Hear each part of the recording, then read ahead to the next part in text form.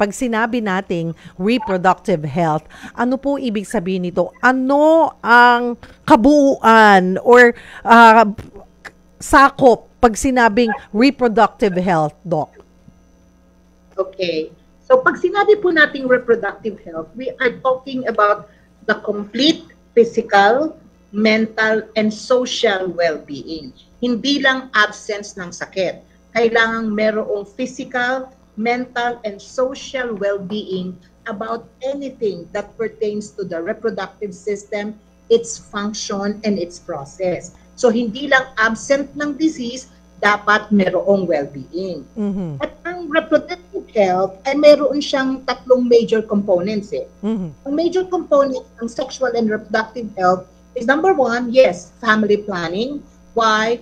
Because with better family, with better number of families, mapiprevent po natin ang mga unwanted pregnancies na nagkokos ng kamatayan.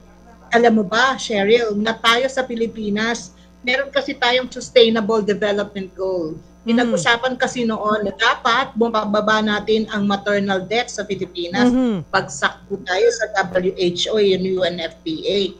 Marami pa rin tayong kababaihang namamatay kasi hindi nagplano ng pagbubuntis. Kaya nga essential yung family planning spacing.